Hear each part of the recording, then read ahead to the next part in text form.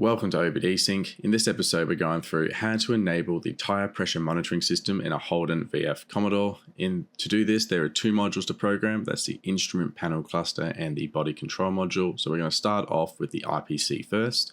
Once we click on the vehicle button and go to the IPC menu, we're brought to this screen. If you haven't licensed already, you'll see the licensing screen right now.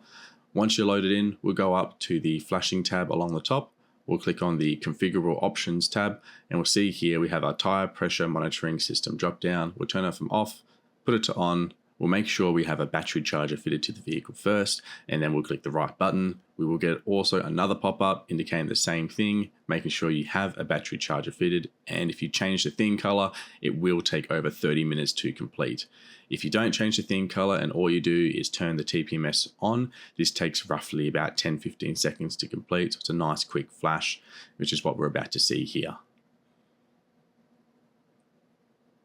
And that is now all done. It'll just do its finalization flash routine, and then we'll have a pop-up indicating that it is complete. We'll click OK, and then when ready, we'll go ahead and click on the back button. We'll head over to the body control module. This again will begin preparing for this module. It will also show the licensing screen if you haven't licensed already. And then finally, along the top, we'll have our flashing tab. So go ahead and click on that one. On the configurable options tab, we'll then go over to the TPMS. We'll make sure that it is set to enabled. And then when ready, we'll go ahead and click right. Once you click, it will then begin the flashing sequence and then finally begin actually flashing the modification to your car's body control module. This typically only takes about 10 to 15 seconds to complete, so it is nice and fast. Just a matter of not clicking anything else and letting it complete. That's it all now done. We'll then get a pop-up again indicating that it is being completed. Click OK, and then we now move to our Learn Functions tab along the top. We have two options we need to do. So we need to do the tire, type, and pressure selection. So go ahead and click Go on that one.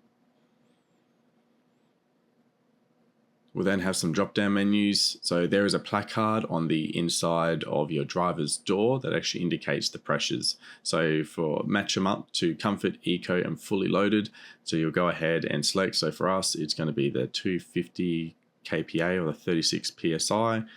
So we'll select that for both Comfort and also for the Ecos. So make sure you match this up to what your placard is. Don't just copy this video.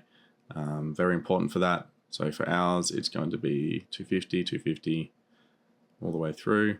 And then finally, Fully Loaded is 280. For people that are doing drag runs and things like that, they do edit this menu as well to affect when the TPMS warning comes off. So press OK, and then finally the tire pressure sensor learn. So we're not going to actually click this one simply because we're not going to go around the vehicle here. This will pop up indicating that you need to have the TPMS learn tool. So it's a physical little tool. You need to go around to each corner of the car when it's indicated by the software and basically press the button to learn that wheel sensor to the vehicle.